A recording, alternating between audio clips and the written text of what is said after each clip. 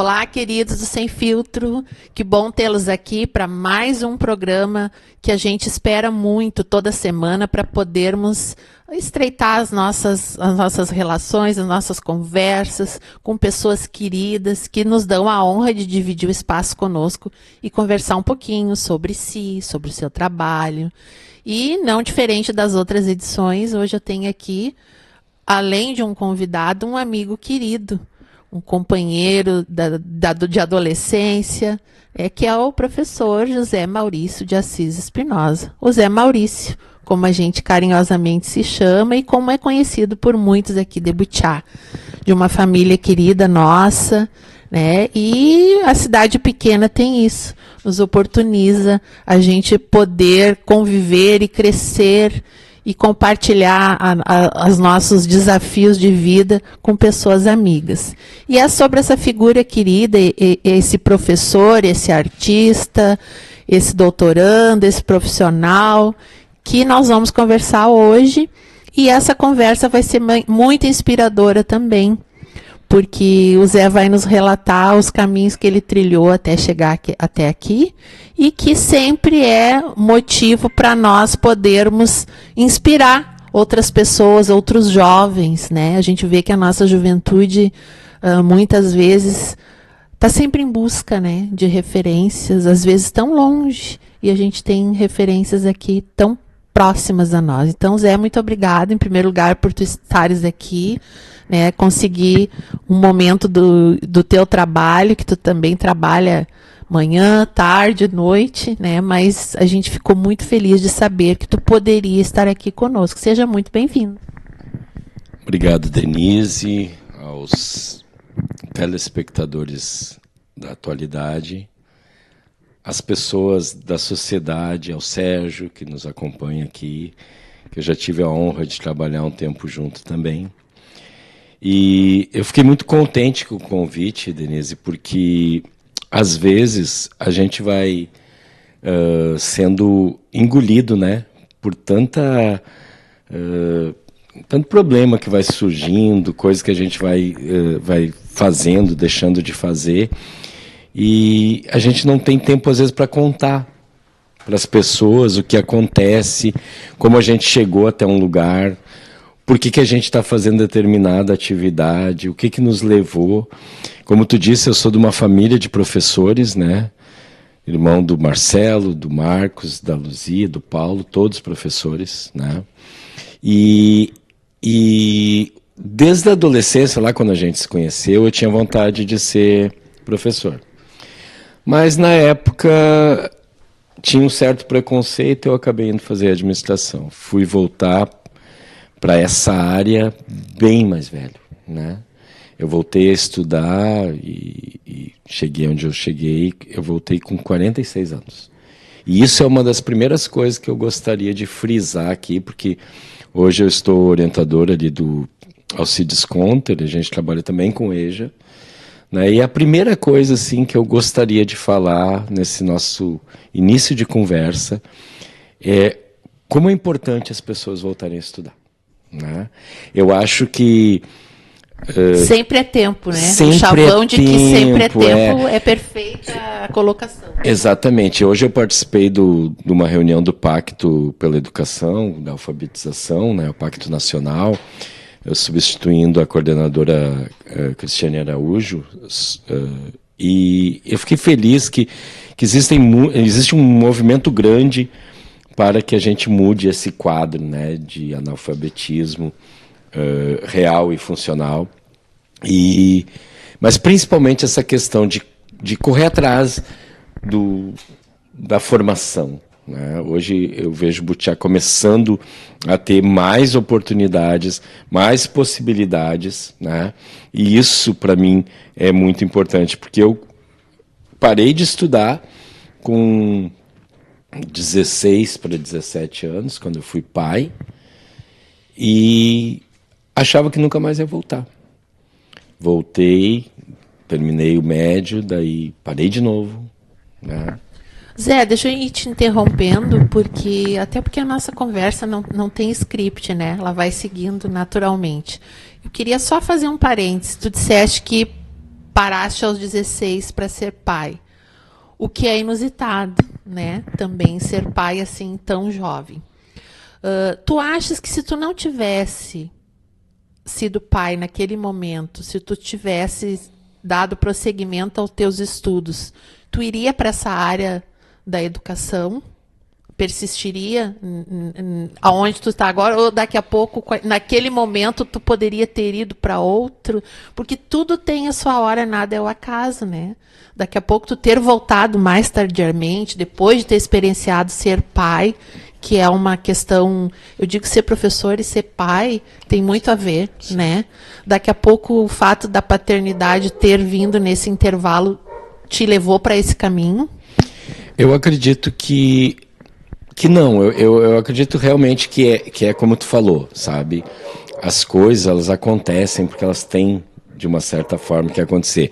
Não quer dizer que a gente tem que ficar parado esperando as coisas acontecer, né? Mas, assim, existe um tempo para cada coisa. Eu gosto muito, né, do texto lá de Eclesiastes que diz: há tempo para tudo debaixo do sol, né? E eu acredito muito nisso. Tem tempo que a gente está mais buscando outras coisas. Eu trabalhei em várias áreas, fui gestor, administrador, trabalhei, sabe, em N coisas, fui diretor do hospital, fui supervisor no aeroporto Salgado Filho, trabalhei em outras áreas e isso hoje me dá um feedback muito grande. Até o teatro lá que eu fazia quando adolescente, que dei curso, que participou, né? Também hoje soma. Eu acho que a gente é o resultado desse conjunto, dessa bagagem que a gente vai adquirindo. Mas sim, uma paternidade com 17 anos muda teu rumo, né? Muda teu rumo. Se isso vai ser bom ou vai ser ruim, a gente é que vai definir isso depois, né? Nas outras escolhas que a gente for fazendo. Eu tenho o maior orgulho do meu filho vai fazer 40 anos, né? Agora, daqui 2 semanas. Isso é legal de ter filhos assim cedo, porque vocês conseguem transitar nos mesmos interesses, são parceiros, né? Sim, e o Ariel é professor também, né? Professor de matemática no Senai, né? Do sistema Fiergues, é um cara que eu tenho uma profunda admiração pelo meu filho, pelo que ele é, independente de mim, entende? A parte dele, né? E eu acho que isso é o conjunto que resulta das nossas escolhas, né? Na época, eu achei que era o certo, né? E casei, tal, fizemos o que pudemos para chegar até ali, mas é como tu falou, eu acho que as coisas elas têm que acontecer na hora que tem que acontecer. E na verdade, Zé, a vida, até hoje, né? A gente vai ficando mais velho e a gente vai aprendendo a entender que não tem um roteiro.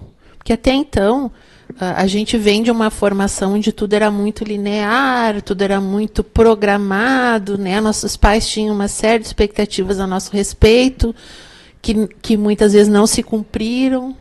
Hoje, ainda mais, cada vez a gente vê que isso não se cumpre, né? Por N fatores, e muitas vezes não só os externos, os internos também, porque a gente vai mudando, e que bom que a gente vai mudando, né? E eu acredito que quando a gente trabalha com educação, eu não estou nesse momento nessa área, mas isso está dentro da gente, é muito forte, a gente tem um plus muito grande na nossa vida. Porque todas as coisas que a gente vê e passa é sob essa luz, sob a ótica da educação. E isso nos ajuda muito. Com certeza, com certeza. Eu acho que assim, esse viés, né, que eu fui permeado, né, eu gosto sempre de contar isso. Eu enquanto irmão da Luzia, né, que hoje graças a um projeto, existe uma escola com o nome dela, né? Escola Professora Luzia. A Luzia, nos meus 7 anos de idade, ela me deu o primeiro livro, né? Com 12 anos eu já tinha lido as tragédias gregas, os clássicos, né? Eu tinha lido a Bíblia a primeira vez. Ela me impulsionou e eu devo muito disso, né? E a riqueza daí dos outros irmãos que liam outras coisas. Ela, professora de português e literatura, foi a mais influente, né? Mas o Paulo também, que lia muito, o Paulo também foi um cara que me motivou, porque ele também voltou a estudar depois, né? Voltou depois dos 40, que nem a gente diz, né? E ele se tornou um professor de história, se aposentou como professor de história, né? Então ali eu vi que era possível. E voltei a estudar em 2016, 16 para 17, né? E dali para cá eu fiz 3 faculdades, né? Eu sou formado em filosofia, artes e espanhol. E habilitado para dar aula também de ensino religioso, que é uma das pós. Fiz 10 pós-graduação, hoje faço mestrado. Hoje eu sou mestrando, concluo nesse ano. E eu quero fazer um link sobre o mestrado usando o nome do programa, né? Porque a minha dissertação de mestrado é sobre a distorção da autoimagem das pessoas nas redes sociais. E eu gosto muito do sem filtro, né? Porque o que a gente está fazendo hoje, né, Denise? É uma maquiagem da vida. Né? Não tem nada contra a maquiagem, não tem nada contra a pessoa se embelezar, mas a gente tem que entender essa alegoria. Mas o sentido da maquiagem, ela pode, nesse caso, ela não é a beleza, ela é talvez uma outra identidade, né? Uma distorção. E isso preocupa porque, assim como não se pode estar sempre maquiado, né? Não se pode. Tu tem que te sustentar enquanto essência, né? E as pessoas, elas estão fazendo o quê? Elas estão criando vários avatares, alter egos, né? São muitos pensamentos, muita filosofia, muita lição de moral na rede social que às vezes não muito aplica. Copia e cola também, né? Copia e cola, com certeza que é copia e cola, mas assim, parece que todo mundo é bonito, parece que todo mundo está feliz, parece que ninguém tem problema. Né? Eu passei um processo de desligamento das redes sociais, não desligamento de não participar, porque elas são essenciais, são importantes, mas de assim, realmente um passo filosófico, né? Tu dá aquele passo atrás para observar, que isso é a filosofia, né? Essa abstração de juízo, onde tu suspende ali, né? E fica olhando o que está acontecendo. O Bauman, né? Que faleceu, Zygmunt Bauman, que é o filósofo que mais falou sobre a questão da modernidade líquida, né? Que é essa coisa fugaz. Por exemplo, a notícia, né? O Sérgio é um exemplo que trabalhou na reportagem, na coisa, ele sabe disso. A notícia ela durava mais. Né? A gente teve um tempo que a gente tinha um jornal, tinha 0 Hora, que era diário, mas tinha aqui na cidade, nós tínhamos jornais que eram semanais. Né? Então, e era só o que tinha, não tinha outra fonte de informação. Então as notícias demoravam, né? Nós somos do tempo da carta, do telefone discado, enfim. Mas assim, elas demoravam, então elas duravam um pouco mais, a informação, né? Ela ficava um tempo mais em voga. Mas tinha uma coisa também, ela era mais fidedigna. Mais consistente também, né? Né? Sim, porque com certeza. O que acontece hoje é muita informação, muita rapidez e muitos repórteres, entre aspas. Exatamente. E fugaz demais, né? E a reportagem já com uma formação de opinião como aquilo, o distorcido, né? E sem informação de fato. Sem fonte. Então, isso é muito perigoso. Exatamente. É isso que eu fui começando a observar, vendo, né? Uma coisa que foi a primeira avaliação que eu fiz quando eu ainda estava estudando filosofia. Ainda estava na licenciatura. Que as pessoas não eram aquilo ali. Só pegando a foto do perfil, né? Não era aquilo. Os jovens hoje, a gurizada hoje, tu não vê mais uma foto normal, assim, né? É com a mão na cara, ou é com a luz do celular, ou então um avatar, ou um bonequinho, coisa assim. Então, o que acontece? A gente não está mais de cara limpa, a gente não está mais sem filtro, sabe? A gente não se aceita, na verdade. Porque quando tu não põe a tua foto como é porque tu já não tá te aceitando. Mas aí tu não te aceita, mas tu busca a aceitação do outro. Sim, sim, porque... E como é que tu vai ter uma aceitação do outro se tu mesmo não te aceita? Pois é, mas aí é que tá. O advento das redes sociais, ele traz essa nova vibe, vamos dizer assim, né? Que é o que acontece. Eu não me aceito, mas todo mundo me aceita, então tá bom. Eu não achei bonita o meu rosto, mas aquela foto que eu botei cheia de filtro, as pessoas todas amaram. Curtiram, sabe? Então o que aconteceu? A pessoa começa a distorcer. E aí o que acontece? Quando tu faz um avatar, um outro tipo de perfil, o que começa a acontecer? Tu começa a gostar tanto dele que tu quer ser como ele é.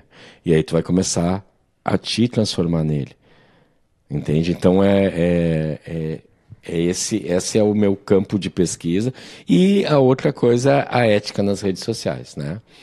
Que eu acho assim que a gente está vivendo um tempo em que é muito fácil chegar e ali expor alguém, questionar, né?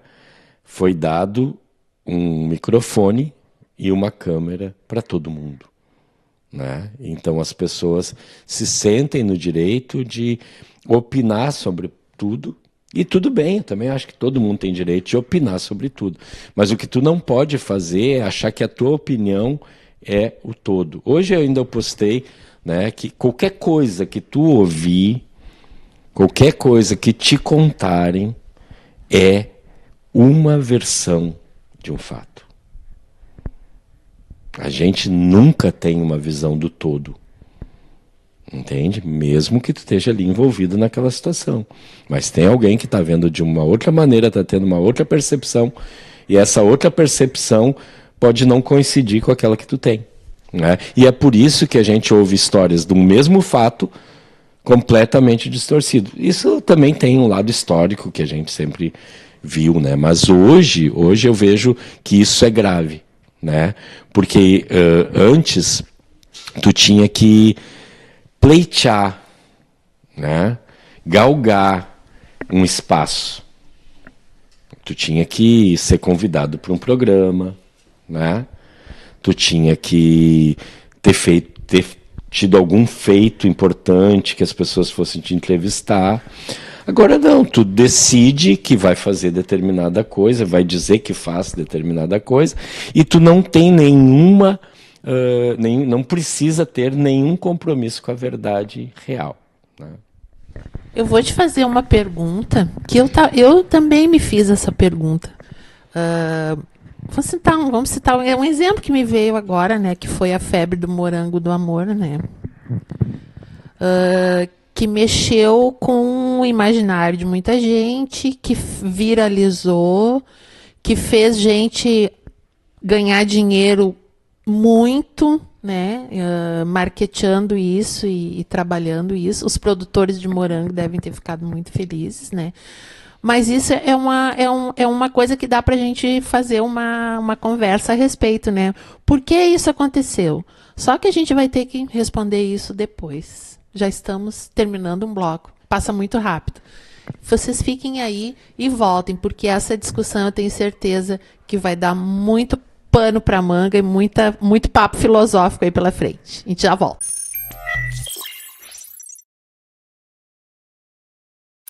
Estamos de volta, conversando aqui, seguimos falando com o professor Zé Maurício. E eu tive que tocar no assunto do morango do amor e até me deu vontade, pena que a gente não tem aqui. Mas, Zé, comenta isso. O que aconteceu? Pois é, tu sabe, Denise, que casualmente, quando tu falou nisso, no finzinho do primeiro bloco, eu fiquei pensando que coincidência, que eu não acredito muito em coincidência. Eu li um artigo essa semana que quem inventou o morango do amor foi a inteligência artificial. Foi feito um estudo com código binário, né, que é o que dá a base para todo o trabalho de informática, de inteligência artificial. Estou fazendo uma pós agora de IA, né? Que é o que nos sugere também os conteúdos, né? Sim, vamos, assim, só para dar o pano de fundo, né? Outro dia eu falei isso para meus alunos, eles ficaram tudo com medo do celular, mas não é isso. Não, ninguém precisa ter medo de nada. Mas assim, ó, tu já viu, Denise, que tu fala assim, eu quero comprar uma jaqueta marrom. Tu tá falando com alguém ali, tu não tá fazendo uma pesquisa, tu não tá... Deixa eu colaborar contigo. Tu acredita? Eu acho que é bem isso. Eu tava em casa e eu disse assim, João, vai lá abrir a porteira para mim. Eu disse assim, aí assim, para abrir a porteira, não sei o quê, preciso... Aí começamos a rir, mas gente, mas o que é isso? Ela até esqueceu o sem filtro. Repetindo, eu disse, gente, mas o que é isso? Eu não estava fazendo nenhuma pesquisa e me veio essa resposta. Faz esse teste, por exemplo. Eu acho que era isso que tu ia falar, né? Caneca sem filtro. Daqui um pouco, nas tuas pesquisas, ou na tua rede social, ou no feed de qualquer coisa que tu tiver, vai começar a aparecer sugestão daquilo que tu falou. Tu não fez pesquisa. Exatamente. Tu não deu Foi um isso aí que Google, aconteceu. tá? Então, isso é o primeiro ponto, que tem que saber que aquilo ali está ali, ouvindo e vendo a gente o tempo todo. Tá? O primeiro ponto é esse. O segundo ponto é que assim, ó, tu pode ver o teu Facebook, o teu Instagram, ele começa a ser bombardeado pelo aquilo que tu dá uma paradinha. Nem precisa curtir, não precisa fazer nada. Tá? Mas tu dá aquela paradinha, deixa eu olhar isso aqui melhor um pouquinho, aquilo vem daquele mesmo produto. Esse artigo que eu li diz que o algoritmo começou a alimentar, né? O que seria assim um estouro? O que faria o que fez? Uma diferença muito grande? O que eles mostraram? E aí o algoritmo, né? Porque vamos dizer assim, tá? Tu começa lá, morango é bom, todo mundo gosta de morango, né? O preço do morango subiu. Todas essas falas estão sendo computadas ali, né? Então, o que ele fez? Isso, com isso, dá certo. E lançou. Foi assim que, segundo esse artigo que eu li, né, do professor Faz da muito FEPEL. sentido. E então, aí a pergunta do artigo era, será que nós estamos escolhendo o que nós queremos? Esse era a tônica do artigo. Eu acho que não. Eu acho que não, né? Aí também tem um outro ponto, né, Denise, que eu participei de um congresso de inteligência artificial ano passado, que eu fiquei muito impressionado com como abriram ele, né? Porque eu estava lá cheio de dedos, né? Hoje já não tem mais tanta reserva. Mas eu estava assim, plágio... os alunos pegando as coisas, mandando a inteligência artificial responder, o chat GPT e tal. E aí a pessoa que abriu o congresso disse assim, primeira coisa que eu quero dizer, você não vai ser substituído pela inteligência artificial. Mas todo mundo, que legal. Você vai ser substituído com alguém que faça o que tu faz e use a inteligência artificial. Então, tu precisa saber. Tu tem que entender que as coisas, elas estão diferentes. Eu tive numa reunião, nem sei se eu posso falar isso, mas eu vou falar. É sem filtro, pode falar. É sem filtro. Eu tive numa reunião que estão propondo de ir em busca do Coxilha de novo, né? O Coxilha Negra, um festival popular e nativista esteve aqui, que tu apresentou, né? A gente participou, a gente abriu, enfim, uma coisa muito maravilhosa que teve aqui. E aí, quando me perguntaram o que eu achava, eu disse assim, não tem como fazer o Coxilha. Aí me olharam, né? Porque eu sou defensor, eu quero que ele aconteça. Mas parecia que a minha fala era contrária. Mas eu disse assim, porque não é 91, 92, é 2025. E não tem alguns ingredientes que existiam naquela época. A gente pode aprender com aquele festival, fazer o melhor que a gente conseguir com as informações boas que ele nos deu. mas ele vai ser um outro festival. E ele vai ter uma outra tônica. Né? Isso é muito importante da gente entender. Outro tipo de público, outras expectativas. Outro tipo de música, não só no sentido de ritmo, mas no sentido de, por exemplo, tu não pode mais usar uma frase que, por exemplo, se usou na Califórnia. Né? Ninguém vai poder dizer pelego na cara, né? Entende? É outro tempo. Eu vi outro dia 2 cantores nativistas dizendo nós não poderíamos fazer músicas que nós fizemos noutra época. Não entra no mérito de quem está certo, tá? É constatação, né? Constatação. Hoje, politicamente correto te impede de falar muita coisa. Né? Então, as músicas não vão poder ser do mesmo jeito. Tem coisas que não vai poder falar. Não pode usar certas expressões. Né? E isso tem que ser pensado se tu quer fazer um festival, por exemplo. Né? É muito mais complexo, né? Muito mais complexo. E também há de se fazer uma leitura, né? Por que parou? Né? Por quê? Né? Parou por quê? Isso também precisa ser pensado, né? Mas, Zé, eu queria aproveitar, puxar uma coisa, um gancho lá de trás, a questão do teatro, né? Que é uma questão que eu gostaria que tu dedicasse um pouco da tua fala a respeito, e me parece que o teatro é um excelente instrumento, se é que eu posso chamar assim, para a gente conseguir humanizar um pouco mais as nossas relações, né? As pessoas e os ambientes. Talvez a gente está falando no teatro com aquele saudosismo da nossa época, que hoje o teatro já tem outro formato também, como o cochilo, como tu falaste. Mas eu ainda vejo a necessidade da gente poder trabalhar um pouco mais essas nuances do ser humano através da figura ali representada, do protagonismo do personagem, trazer as questões humanas para essa reflexão, porque isso não vai sair de moda, né? E me parece que isso foi deixado um pouquinho de lado, também pela tecnologia, ou estou equivocado na minha leitura. O que tu tem a nos falar sobre o teatro como instrumento, o teatro ontem e o teatro hoje? Tu sabe sim, Denise, que eu, por uma ironia do destino, eu caí no teatro, né? Lá naquela época. Ano passado, ano retrasado, quando eu recebi aquela menção honrosa de trajetória teatral, né? Eu achei interessante, achei legal, gostei, né? Lembraram que eu fiz, né? Eu estou há muito tempo de volta no Butiá e parece que as pessoas tinham esquecido, mas de repente lembraram, foi legal. Eu fui como qualquer adolescente para o teatro, né? Ele me despertou. E eu discordo, esse não muda.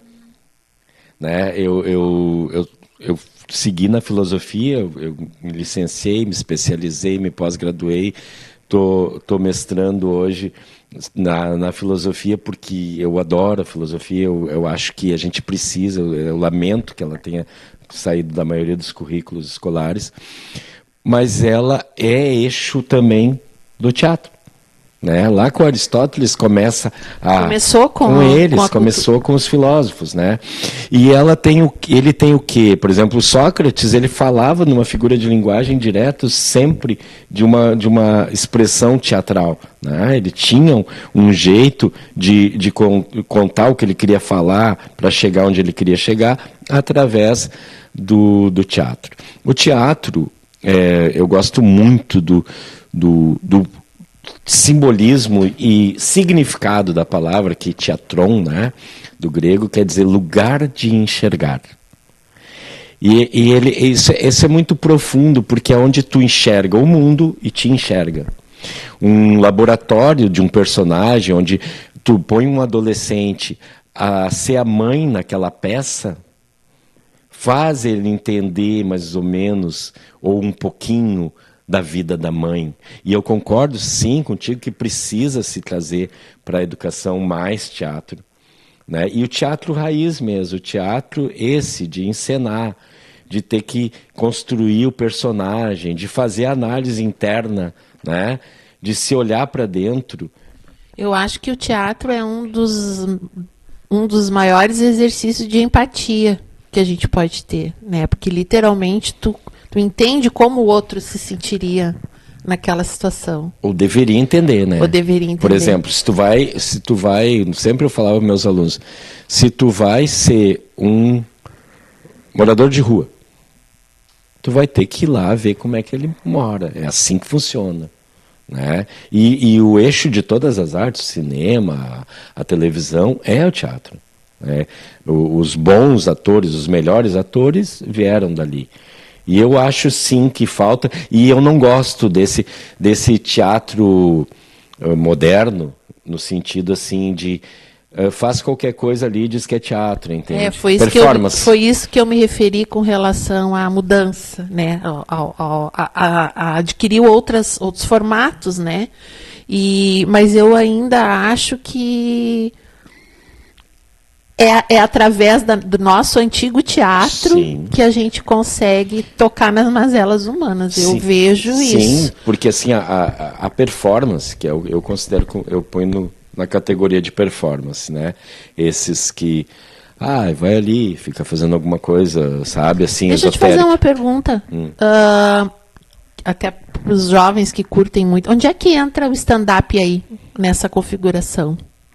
Porque não deixa de ser um monólogo, né? Uhum. É uma encenação, né? Sim, o stand-up, ele adquiriu muita popularidade, né? Ele começa com os monólogos, a base dele é os monólogos, né? Para quem não sabe, o monólogo é uma peça que tem um ator só em cena. Eu vi aquele da Lília Cabral, mulher solteira, casada, separada e viúva, né, que ela fazia os 4 personagens, né, dentro, ali no Teatro São Pedro. Então é isso, é uma pessoa que está ali, só ela, e ela faz todos os personagens, ela muda tudo em cena, é uma pessoa só. Então, assim, eu acho que o stand-up, ele vem dessa base, sabe? Só que daí foi mais pro lado da comédia, né? Hoje a gente tem aí o Diogo, né, Almeida, que é da classe, né, que o cara achou um nicho inesgotável, que é a escola, né?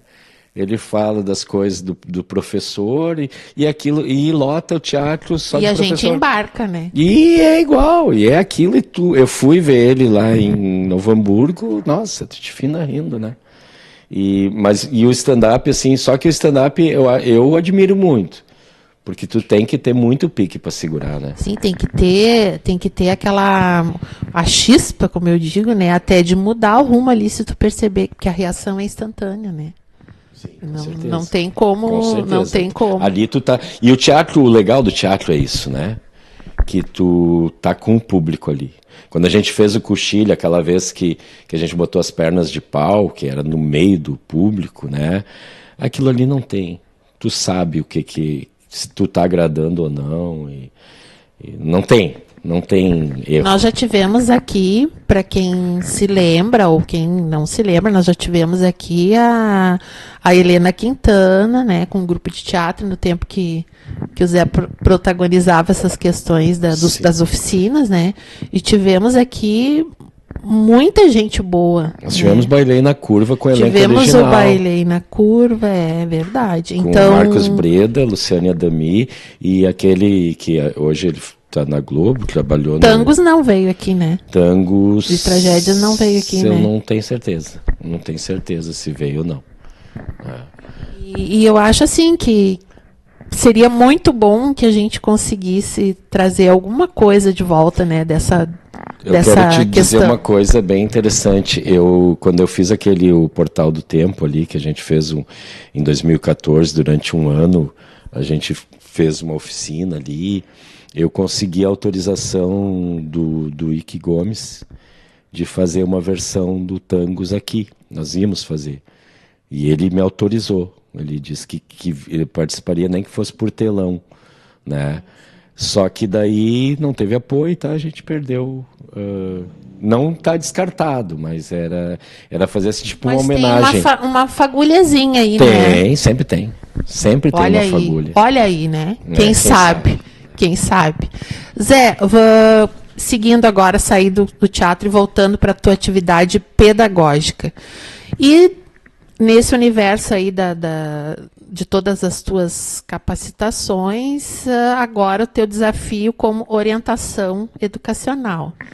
Para quem não sabe, o que faz um orientador educacional? Apesar de o nome já dizer, mas a gente não pode ter só uma visão, né? Não é só orientar. O que a orientação educacional faz numa escola, a importância desse profissional? Eu te agradeço a oportunidade de falar sobre isso, porque assim eu fui chamado para assumir a orientação ali da escola Alcides Conter, já foi muito questionado, que eu não tenho experiência, essas coisas todas, né? É engraçado isso, né? Porque eu tenho a formação, sim, sou capacitado, tenho 2 pós só nessa área, né? E a orientação é o antigo SOI, né?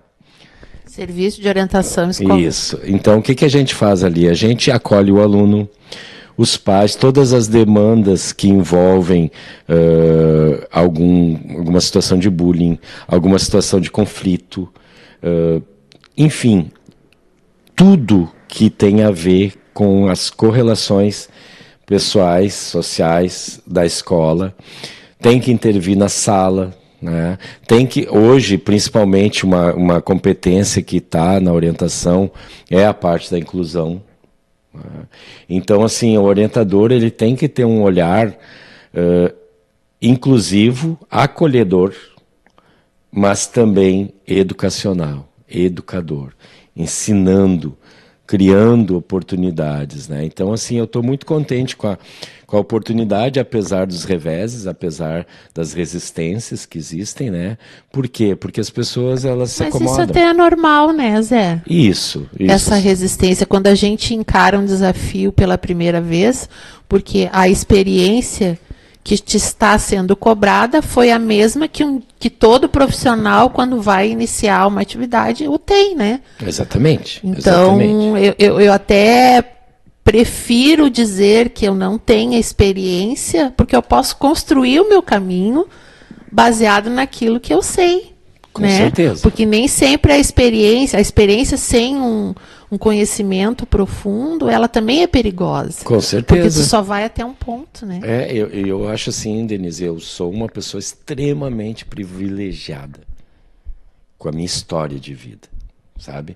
A minha história de vida, ela é tão forte e com tantos momentos diferentes que ela me permite ter o olhar de todos os lados. Eu trabalhei no CRAS do Leão, trabalhei no CRAS do Butiá, eu fui educador social, eu fui cuidador no abrigo. Os CRAS é Centro de Referência de Assistência Social. Isso, para o pessoal entender. Isso, eu trabalhei como educador social em todos eles, trabalhei como educador social no abrigo. Não, e olha que para tu seres um educador social, tu tem que conhecer muito o universo do teu atendido, no caso, né? Com certeza. Então, assim, eu não me assusto com isso, não tem experiência. Eu posso não ter experiência de orientador numa escola em específico, mas eu já faço isso há muito tempo, né? E já estamos sinalizando que o nosso tempo está terminando. Mas é bom a gente deixar assim essa interrogação, porque nós vamos voltar na questão experiência no próximo bloco. Essa palavra tão, às vezes, pesada, que nos traz, né, uma expectativa muito grande, mas que não tem tanto mistério assim. E como eu já tenho experiência de ter que parar nossa conversa, vamos seguir, né? Vamos ver as mensagens dos nossos patrocinadores e já voltamos com o nosso Sem Filtro.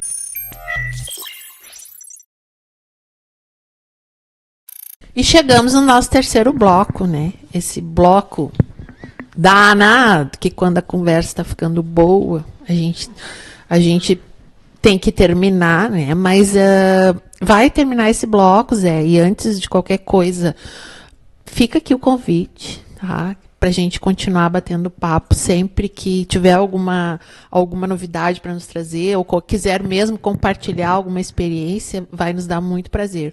Porque é sempre bom. Olha, todo mundo que vem aqui no Sem Filtro, todos os convidados, eu espero que saiam com esse sentimento. Da nossa parte, sempre fica muita gratidão e muito entusiasmo, né? Porque a gente percebe que o quanto a gente precisa oportunizar esse momento da gente parar e conversar um pouquinho, até sobre questões que muitas vezes a gente não faz isso, né? O nosso dia a dia é tão corrido. A gente trabalha, chega em casa, tem coisa para fazer em casa, resolve problema, ajuda filho, faz tema, tem lá outras coisas, demandas, os bichos para cuidar, quem tem animal, os idosos para cuidar, quem tem idoso. E aí a gente deita, já está pensando no outro dia que tem que fazer, e vem de domingo, a semana voa e a gente não para um pouco para conversar, né? Então fica aqui já de antemão o espaço, é sempre muito bom conversar contigo. E a gente encerrou com a palavra experiência e a gente quer esgotar mais um pouco esse significado, né? Conversar mais um pouco sobre isso. A experiência é muito confortável para quem já está há um tempo em determinada função. Mas, ao mesmo tempo, é muito preocupante quando a gente tem desafios novos a vencer, onde a gente não pode ficar só na nossa experiência. Por exemplo, eu tenho uma experiência muito grande na escrita, né, em produção textual, mas no manual ainda. Aí, quando entrou o digital, toda essa minha experiência, que me valeu muito, me foi muito útil, ela precisou ser revista, né? Porque eu tinha que inovar em muitas coisas. Então, a gente tem que estar sempre aberto a isso, né? E somando, não abandonei aquilo que me favorecia, mas eu vou buscando outras coisas para que eu não possa parar no tempo. Eu quero começar essa fala com uma citação, tá? Que é de um pensador, acho que é da idade ali, início da moderna, Caleb Colton, né? Caleb Colton, ele falou o seguinte, né? Que a pessoa que adquire conhecimento dos livros apenas tem um corpo sem alma. A pessoa que adquire o conhecimento das emoções, dos relacionamentos, tem a alma sem corpo. Mas a pessoa que agrega o estudo com as relações pessoais, com as emoções, ela está no caminho da sabedoria, se ela não negligenciar o próprio coração. Então, para mim, a experiência... Que coisa mais linda. Se pudéssemos transcrever isso tudo, né? A gente transcreve. Que coisa mais linda. Entende? Porque assim, ó, o que acontece?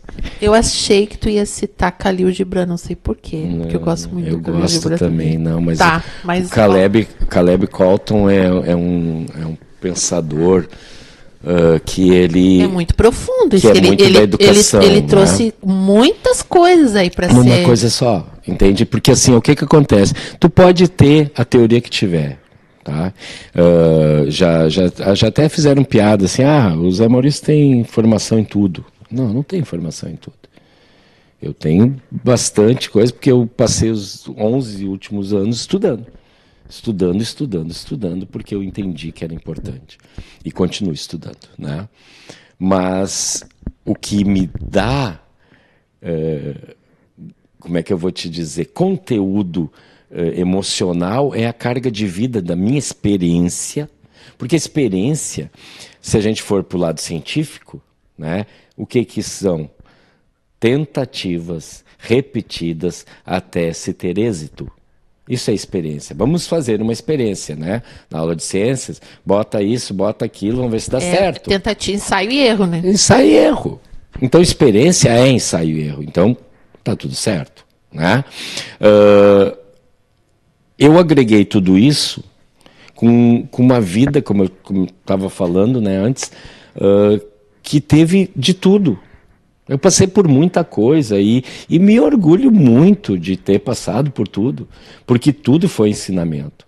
Eu te contei ontem, né? Ontem eu recebi de um amigo meu uma música que conta a minha história, né? Eu desafio, assim, acho que tem pouca gente que tem um amigo que faz uma música sobre a tua vida e te manda de presente, né? Então, assim, eu recebi isso ontem num momento difícil, parecia que ele sabia, acredito que talvez soubesse, né? E aquilo me renovou. Por quê? Porque quando tu conseguiu, no decorrer da tua vida, e eu consegui, Denise, tu é uma das pessoas, eu consegui agregar amigos, que são amigos, que se mantêm amigos, né? Assim, uma infinidade que eu não tenho, não dá para botar só na mão, entende? Eu acho que isso é experiência. Isso é viver, porque viver é uma experiência. E aí eu vou citar mais uma coisa que eu achei também muito legal, que é tudo a ver com isso que nós estamos falando, que no início do livro do Amir Klink, num dos livros, eu não vou lembrar qual é que é, ele diz o seguinte, ele faz a citação, que uma coisa que o Caetano botou numa música, mas que é de um poeta português. Navegar é preciso, viver não é preciso. E que a gente entende muito mal, né? A gente acha que não se precisa viver. Não, é que navegar é preciso. Navegar, tu precisa... a precisão do navegar, ela depende da cartografia. Vários fatores, né? Cartografia, conhecimento de ventos, de marés. É preciso. É que nem um avião. Um avião tu entra e ele diz assim... daqui 1h02 nós vamos estar pousando no aeroporto do Rio de Janeiro. Né? Por que 2 minutos? Porque ele sabe. É preciso. Tem todo um cálculo.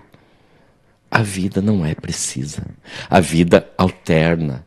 Tá? Um menino que ontem estava calmo, hoje ele está nervoso. Hoje se está vivo, amanhã não se sabe. Exatamente, mas assim, eu digo, puxando para a educação, aquele aluno que... Tu foi professor há muito tempo, tu faz um plano maravilhoso de aula. Muda tudo dependendo do momento. E por um aluno que esteja desorganizado, e que tu tenha que mudar, mudou tudo. Então, quem é que tem experiência para isso? Quem é que tem experiência para viver? Quem está pronto para viver? Né? E eu acho que o professor é uma pessoa que ele está pronto para viver, ele está sempre pronto para viver. Eu me orgulho muito de ser de uma família de professores, mas hoje eu me orgulho muito mais de ser professor. Porque eu acho assim, eu aprendi ali na escola Maria Alzira que uma escola pode ser uma família. Eu tive ali uma família. Hoje estou num outro desafio, né? Mas assim, eu acho que a gente tem que buscar isso para as escolas, para todas as escolas, deixar os egos de lado, as preferências de lado, os favoritismos de lado e ir para uma definição muito clara, assim, nós temos que dar o melhor lugar para essas crianças estudarem. Então, eu acho que essa é a experiência que eu trago para a orientação e eu acho que ela é boa. Eu acho que ela vai trazer muito, muito, muito lucro para a comunidade escolar. Eu também, eu tenho certeza disso, ainda mais te ouvindo, né? E o desafio está posto. E eu tenho certeza que vai ser, como tantos outros o foram, né? E para a comunidade também é muito bom conhecer um pouco mais da tua pessoa, porque tem muitos pais que estão te conhecendo talvez pela primeira vez, né? Nessa comunidade. E o professor, ele é, historicamente, nós tivemos na semana passada um professor conversando aqui conosco, o professor Ricardo, né? Ricardo Salles Neto. Gente boa. Querido, e falando sobre outras questões, mas eu disse uma coisa para ele que eu vou dizer porque cabe muito bem também no programa de hoje, que é tão bom conversar com um professor que não seja sobre mimimi. Não que o professor seja mimizento, é que mimimi é um termo que está em voga, vamos usar, né? Sem aquele ranço, sem aquela desesperança, sem aquele queixume, que sim, a gente sabe que historicamente acompanha os professores, a gente sabe que é uma das classes mais sofridas, talvez menos reconhecida na sociedade, é o professor, na sociedade como um todo. Porque eu tenho certeza que a comunidade escolar, os pais, as famílias valorizam. Mas socialmente e historicamente, em todas as esferas de governo, sempre foi uma classe muito sofrida. Mas a gente vê hoje também um professor que fala com um brilho nos olhos, que fala com entusiasmo, que fala com possibilidades. E ser professor é, acima de tudo, crer nas possibilidades. Porque o professor que não acredita nisso não pode. Não dá para trabalhar com educação sem acreditar nessas possibilidades. Com certeza, Denise. E isso é uma coisa que eu penso muito, sabe? Claro, eu concordo contigo. Às vezes a gente vê, né, a desvalorização, principalmente em termos financeiros. Mas acontece o seguinte, tá? Como qualquer outra profissão. Tá? Tu escolhe, tu decide. Não quer, por exemplo, tu está trabalhando num hospital, já fui diretor do hospital, já trabalhei no hospital. Não está gostando, sai. Ah, mas está difícil. Esse é um outro problema, mas vai à luta. Eu, quando eu me habilitei, passei no concurso, né? Eu tirei o 2º lugar no concurso aqui, eu sabia o que eu queria. Eu sabia das dificuldades, eu sabia das horas que iam ser difíceis, né? Mas nada se compara ao que eu passei hoje de manhã, por exemplo, né? Eu tenho uma aluna que é do pré não, acho que é pré primeiro, que eu encontrei o pai dela, estava descendo lá para Maria Alzira para conversar com os alunos, e eu encontrei o pai dela e disse: a minha filha, ela é apaixonada por ti. Né? Um toquinho, assim. E aí eu cheguei, bati lá na sala dela e meti a cara, assim, ela veio, quando chegou a doer meu pescoço do abraço. E eu disse assim: eu não estou mais aqui na escola, mas teu pai me convidou para ir lá almoçar na tua casa. E aquele olho brilhou. Eu nunca dei aula para ela. Eu, um dia, vi um desenho dela e eu disse para ela que ela era uma artista. E aquilo construiu nela uma sensação de valorização, de pertencimento que acompanha até hoje. Entende? Então... olha a responsabilidade que temos, né? Naquilo que dizemos, que fazemos. E ao contrário também, né? Porque tu pode acabar com uma pessoa. Assim como tu pode. A potência é muito grande para ambos os lados. Então, assim, ó, eu vejo assim, ó, quer fazer, faça com amor. Seja o que for. Quer vender morango do amor, vende com amor. Né? Quer o que for, Denise. Mas principalmente a educação. Tu trabalhou com a minha irmã, a Luzia, que em qualquer situação tu via o amor dela pela educação. E esse é o meu parâmetro. Né? O meu parâmetro é a minha irmã, sabe? Porque ela sempre fez isso. Né? Era com amor, com dedicação, porque é o que merece. Tu vai numa loja, não importa se a vendedora está com problema, tu quer que ela te atenda bem, porque tu é o principal ali naquele momento, entende? E eles são os nossos clientes, eles são para onde vai o nosso conhecimento. Então tem que ser com amor, tem que ser com dedicação. Senão não vai, fica em casa, bota atestado, sei lá. Mas quando está lá tem que estar inteiro, e tem que estar de coração, de alma, de corpo, entende? Não pode ficar assim, de qualquer jeito, resmungando com cara feia. Acho que não. Não dá para ser mediano, né, nessas questões. E enquanto tu falava isso, eu tenho certeza, passou na minha cabeça, e acredito que na dos nossos telespectadores, todos nós temos momentos importantes, alguns professores que nos marcaram, que nos inspiraram, que nos fizeram descobrir potencialidades, né? E não são todos, né? Por isso que nós temos aqueles. E é tão bom quando a gente ouve que a gente é diferente, né? Com certeza. Eu acho que a gente não quer ser igual mesmo. A gente quer ser diferente. Não. Uma coisa que eu falo para os meus alunos, tá? Eles até ficaram meio assim, né? Eu disse assim, gente, como é que tá as notas? Ah, média. Estou na média. Eu disse, gente, média vem de medíocre. Eu não quero estar na média. Ah, professor, mas tu quer tirar 10 em tudo? Eu quero. Eu não tiro 11 porque não dá. Sabe? Porque, tá, não é isso. É porque o que for fazer, tu tem que fazer com excelência. Se tu passar isso para o aluno, ele vai querer ser o melhor possível. Não para competir com o outro, mas para superar a si mesmo. Ser melhor hoje do que era ontem. Esse é o que eu acredito, assim, sabe? Porque a mediocridade tomou conta, né? E a gente não pode aceitar isso. A gente vê muita baixa autoestima também, né?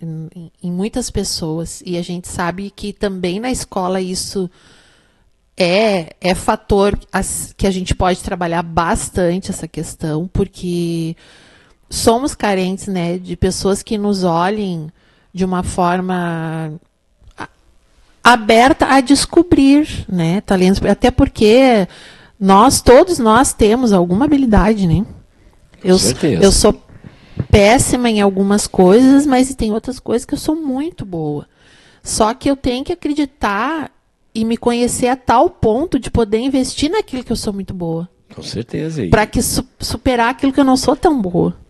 E tem lugar para todo mundo, né, Zé? Sim. Eu acho assim, ó, a gente tem que entender que aquilo que a gente é, de fato, essencialmente, né? Eu falo muito isso para os meus alunos também e para as pessoas em geral.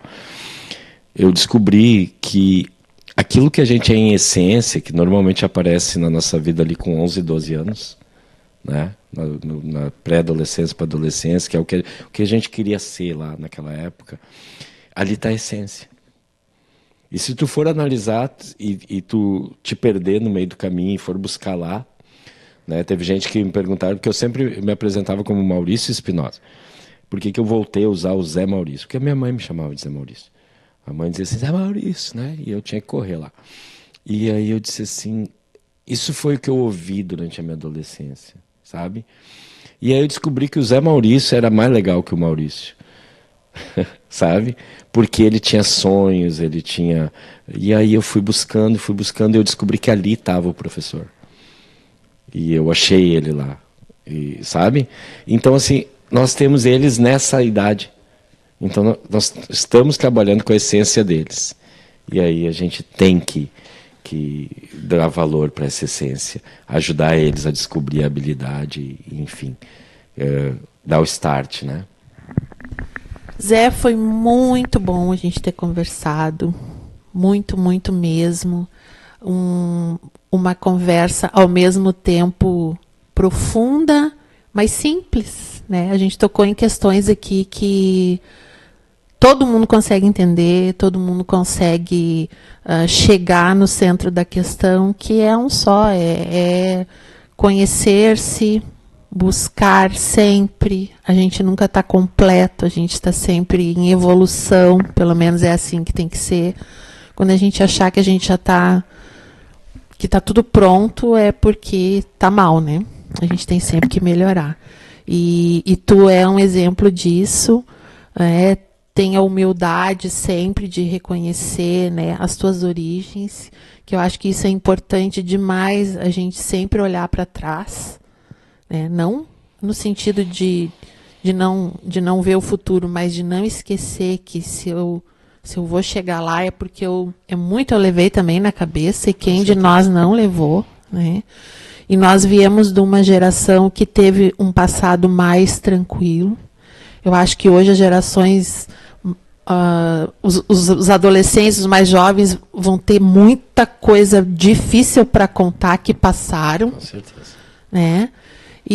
Mas, enfim, isso é da vida. E saber viver saber navegar, não vou esquecer disso hoje, é preciso e não tem manual, né? Não tem.